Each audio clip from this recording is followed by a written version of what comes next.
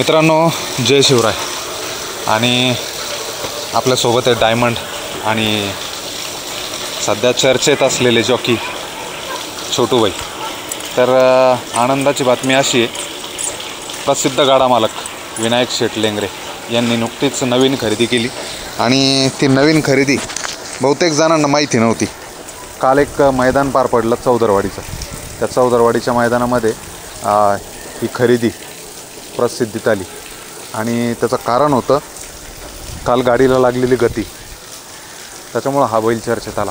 तर हा बैल कुठला आहे, होता कोणाचा, शेठने कधी खरेदी केला आणि खरेदी कशी झाली आणि आज छोटूभाईकडं काय, छोटूभाई त्याचा सांभाळ काय करत आहे, या सगळ्या गोष्टी सविस्तर विचारू. आपल्यासोबत हिंद केसरी जॉकी, सध्या प्रसिद्धीत होतात असलेले जॉकी छोटूभाई आहे. छोटूभाई नमस्ते. नमस्ते. काय सांगाल कालच्या मैदानाविषयी सांगा, मग नंतर आपण खरेदी विक्रीकडे येऊ. कालचं मैदानाचं कसं नियोजन लागलं? कालचं मैदानाचं नियोजन आपलं तर गोविंदावाल्याला फोन केला होता आपण. ते म्हणे, त्यांना सांगितलं आपल्याला गाडी पळवायची.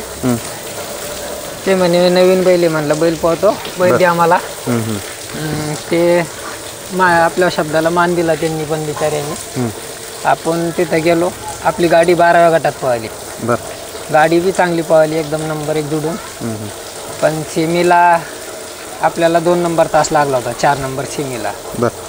आणि पब्लिकचं थोडं त्रासमुळे आपली गाडी बाद झाली पुढच्या तोंडाला. आता डायमंडचे मालक कोण आहे ते सांगा. डायमंडचे पुराणे मालक होते इकडे पैसे शहर, तालुका जिल्हा छत्रपती संभाजीनगर, इथले युनुस टेलर. हा बैल यांचा होता. आणि आता बैल हे आपले विनायक दादा देशमुख लेंगरे आणि जितेंद्र दादा देशमुख लेंगरे. कधी झाली बरं खरेदी? यांची नवीन खरेदी आहे. खरेदी कधी झाली? हा खरेदीला आता 10 ते 12 दिवस झालते. आणि आतापर्यंत मग का असं पडद्याच्या मागे ठेवलं? काही नाही, दादाने एक निर्णय घेतला, काय ते कोणतं तरी महिना चालू आहे, त्या महिन्यात आम्ही बैल घरी नेऊ शकत नाही. अच्छा, पित्तरपाट चालू आहे. पित्तरपाटमुळं त्यामुळं बैल आपलं छोटू भाऊकडे राहू द्यायचं. मग तुमच्याकडे जेव्हापासून खरेदी झाली तसं तुमच्याकडे सांभाळायला? हो. आणि तुमच्याकडे आल्यापासून किती मैदान झाले? पहिलाच मैदान होता बैलाचं. पहिलंच मैदान होतं? पहिलाच मैदान. बरं. आणि शेठचा पण निर्णय होता की मैदानात त्याला पळवा म्हणून? हो, शेठला मी कॉल केला होता, असा असा पैरा जुडतोय आणि बैल पळाला आणू का मैदानाला. शेठ म्हणे छोटू तुला जसं योग्य वाटेल तसं तू कर. आता छोटू भाई, आपण डायमंडची 2 वेळेस मुलाखत केलेली गोठ्यावरती जाऊन. आणि डायमंड हा वेगाचा बादशाह आहे. डायमंडच्या गतीविषयी जर म्हटलं तर तुम्हाला सांगायला म्हणजे तुम्हाला काय सांगावं, कारण ज्या पद्धतीने त्याचा पळ होता, ज्या पद्धतीने सेकंदात त्याचे बक्षीस आहे, गुलाल आहे त्याच्यावरती, त्या पद्धतीने त्याची विक्री का झाली? कारण की काय झालं, बैल सेकंदला आपल्याकडं मागच्या वर्षी आदातच्या लहान खेळामध्ये पळत होता ड गटाला. आणि ड गटामध्ये त्यानं धुमाकूळ घातला होता. 27 का 28 काहीतरी लगातार त्यानं 1 नंबर केलेली आहे. हा. आणि आता मग या सीझनला आता ओपनमध्ये त्याला चान्स होता, पण मालकाला काही अडी अडचण असल्या कारणाने त्यांनी बैल द्यायचा निर्णय घेतला. आणि म्हणजे घ्यायला कोणी बी त्याला असं कोणी नव्हतं का घेतलं नसतं, पण काही लोकांना चर्चा माहीत पडली नाही, आपल्या भागात म्हणा किंवा दुसऱ्या भागात पण. अच्छा. हा. आणि बैल 3 फेऱ्यात पळाला नव्हता, त्या कारणाने बी काही लोक मागं हटत होते, विरोध करत होते. हा. पण दादानी मला विचारलं बैल कसं काय, म्हणलं 1 नंबर आहे. अच्छा, म्हणजे मध्यस्थी डायमंडच्या तुम्ही होते? हो. आणि सगळी माहिती तर तुम्हाला होती त्याच्यावर? डायमंडच्या गाडीवर तुम्ही बसले ना बऱ्याच वेळेस? हो. त्या कारणाने मग दादाना म्हणजे योग्य निर्णय घेऊन बैलाचं मागं पुढं न करता बैल घेतला. अच्छा.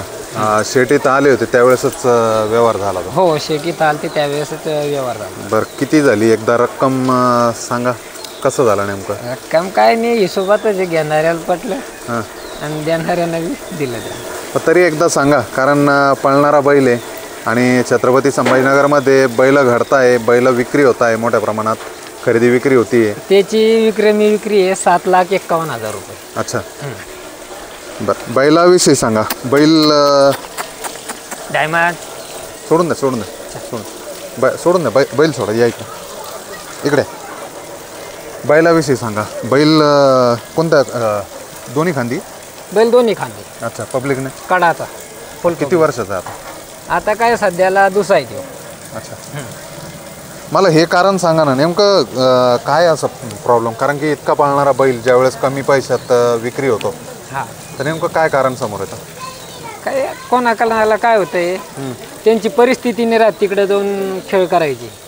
आता आपल्या सारखे तिकडलं सगळ्याच उदाहरण आहे. काही लोक आहे आपले गाडा मालक, पण काही गाडा मालकांचं उदाहरण असं आहे का तिथपर्यंत ते पोहोचू शकत नाही. त्या कारणानं नियोजन पण होत नाही पुढचा. मग असे बरेच गाडा मालक आहे या भागातले असतील, विदर्भात असेल, खानदेशमध्ये असेल, हो, की भरपूर त्या गाडा मालकांना तिकडे जाण्यासाठी बरेचसे प्रॉब्लेम येतात. जसं पायऱ्याची अडचण असेल, पायऱ्याची अडचणी, ट्रॅव्हलिंगची अडचण असेल, तिकडे थांबण्याची अडचण असेल. हो हो. मग या गोष्टीमुळं कुठे कुठे व्यवहार कमी पैशात होतो.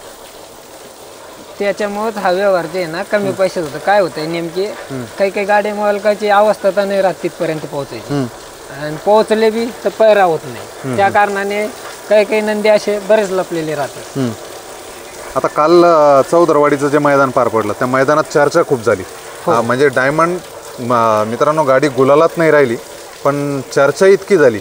मग ती चर्चा प्रसिद्ध गाडा मालक विनायक शेट लेंगरे यांची नवीन खरेदी म्हणून झाली की बैलाची गती म्हणून झाली? काय सांगाल?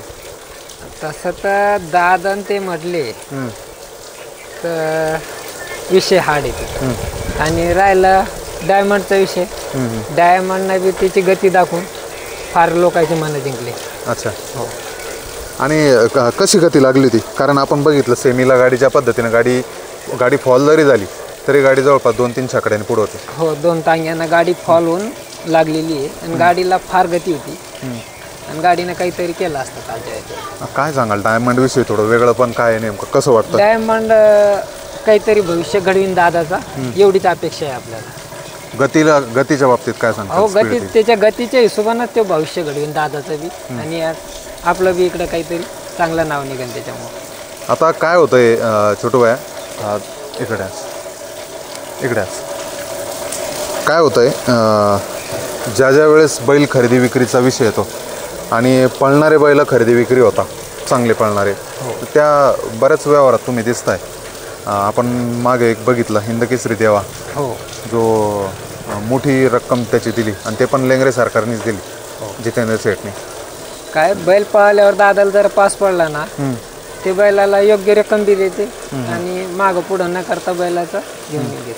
तुमच्या माध्यमातून खरेदी विक्री पण होती, पैरे पण लागत आहे, गाड्या पण चांगल्या गुलालात राहत आहे.